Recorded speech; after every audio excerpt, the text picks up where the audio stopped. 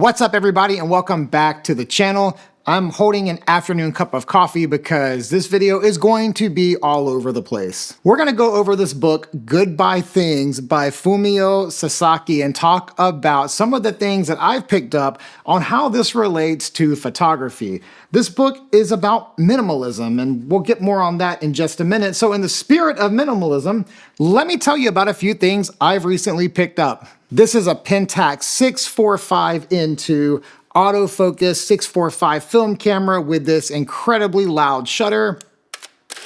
It sounds so good though. I love it.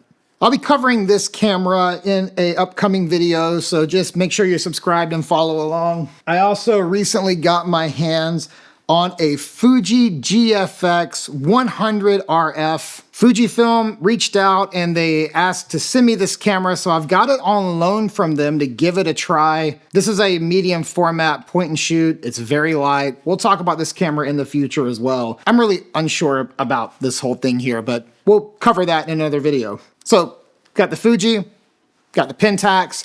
There's one more recent pickup I want to show you. So this is a project that I backed on Kickstarter a little while ago. I just got it in the mail this past week. I don't talk about this much, but I used to be really involved and connected in like the CCM, which is Contemporary Christian Music world. I used to be part of that stuff. I have a ton of PTSD and trauma we're not gonna get into today. The people that made this record are people that I love dearly. This is a collection of songs by the guy on the cover. This is Rich Mullins.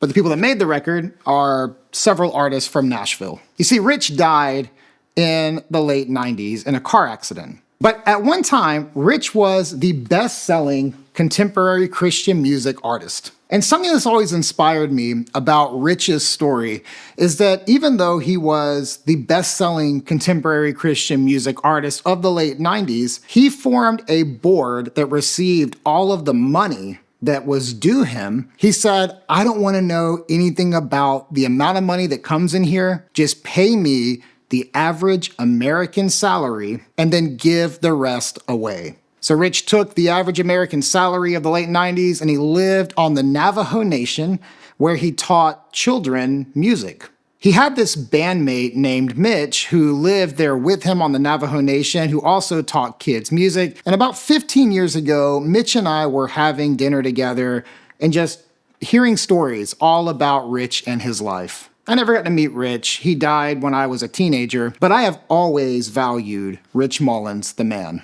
Getting this record, it was pretty cool, and it reminded me of Rich's story, which ends in minimalism. So that felt like a perfect marriage in my life between recently reading this book, Goodbye Things, and then getting this record about Rich's music. It all has just come full circle to today's video, which again, apologies, but might be a little all over the place. So what we're going to do now is talk about our relationship with gear. And this is heavy because you and I, we both have a problem with gear. We have it not just with cameras, but we have it with lenses. We have it with bags. We have an ongoing problem with gear. You know it, I know it, we know it.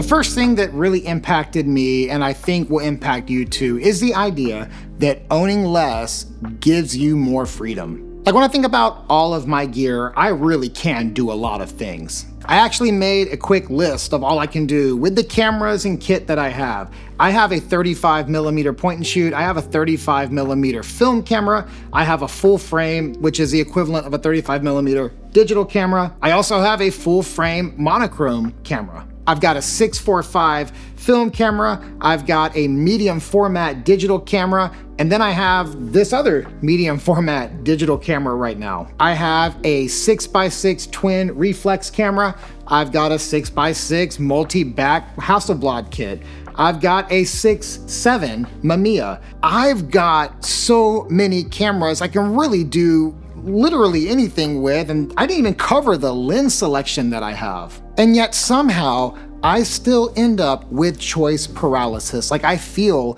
less freedom by having all of this kit, because then I have to make decisions about what I'm actually going to do. And if this principle is true that owning less becomes more freedom, then by removing choice paralysis, you actually know what you're going to do already. Like I don't have to guess about what camera I'm gonna take somewhere if I only have one camera, or what focal length I'm gonna shoot if I only have one focal length. And you know, like sidebar note here, the entire reason why I have so much stuff, and this is probably true for you as well, is really just fear of missing out, fear of missing the shot, just like, oh, I'm gonna need this thing and then not have it. Like that's why we ultimately have so much gear. And fear is the opposite of freedom. Look, I don't know what the solution is for me, but just know like I'm right now processing the idea that owning less gives me more freedom. And if you're processing that too, drop a comment. Let me know how you're processing it, because like I need some help here. I need someone to talk to, so help me out. Come on, comments right down. But don't go anywhere, we have more to cover.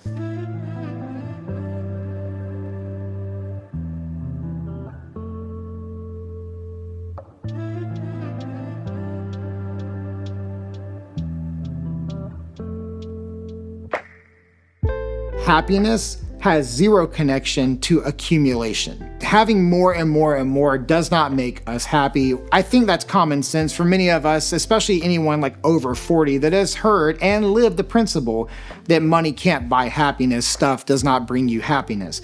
But don't you dare tell me that new stuff doesn't bring you joy. Because I've been in the camera store before, I've bought things before, I've seen you in there before as well. New gear, it does bring us some joy, and like there's something about new camera day that gets us so pumped up. But the problem rises whenever we start to connect some type of identity to those things. If we can fully separate identity and gear and just focus on the art, we will all be better off. And that's something I'm really thinking about. I actually think in some ways, having a lot of different things has helped me do that, because I have no real allegiance to like a 645 or a 6x6 or a 35mm or a manual focus camera or a autofocus camera. Like I have no real allegiance there, though I do really love shooting rangefinders, and that's never gonna stop. I'm not like sold out doing this one thing and like, oh, this is how my identity is wrapped into this thing. So I think we gotta be careful with that, with the accumulation of our stuff.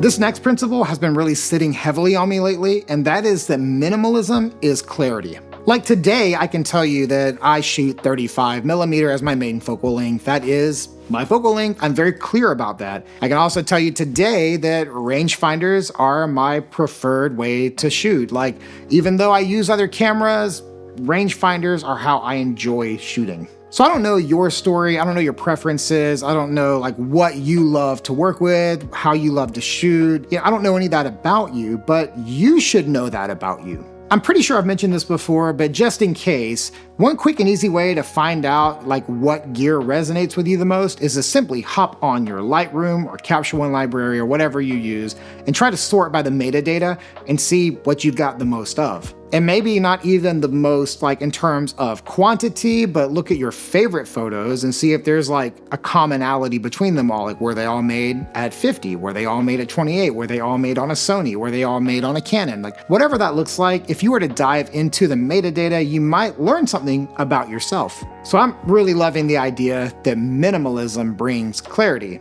and I'm trying to process how to work more of that into my own photography life.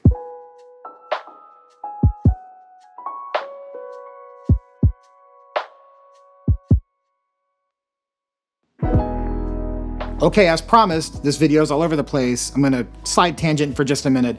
My wife is an incredible tattoo artist. That's what she does for a living. She's also an incredible painter. She was a painter long before a tattoo artist. And she's got this jar of paintbrushes, and when they get worn out, she tosses them and gets new ones. No matter what she's done with it, no matter what paintings she's made, she gets new paintbrushes when she needs new paintbrushes. Look, I'm no painter, but my mind, with that same principle, has a hard time of letting go of things that were used to create something meaningful. Like if I've got a camera with history, it's gonna be very hard for me to get rid of that thing. Even if I never use it, it's gonna be very hard for me to move it on. Like you can't see from this angle right here, but literally on the floor right beside this camera, I've got a pedal board that is literally covered in dust because I rarely, if ever, play my electric guitar anymore. I'm much more inclined today to just grab one of my acoustics and just sit at home and, finger pick or whatever. But I can't seem to bring myself to unwire this board or put away the guitar or the amp or any of my other music gear. Like,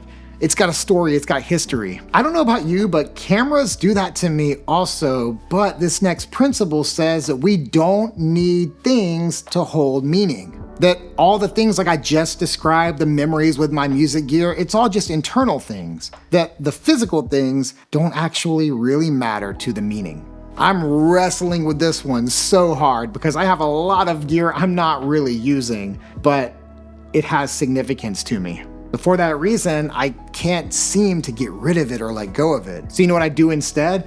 I try to find a reason to use it to keep it alive. And then I play that future game where, okay, maybe I'll need it one day, so we'll just let it hang out on the shelf. Honestly, of all the principles I've been taking from this book, this has been the hardest one.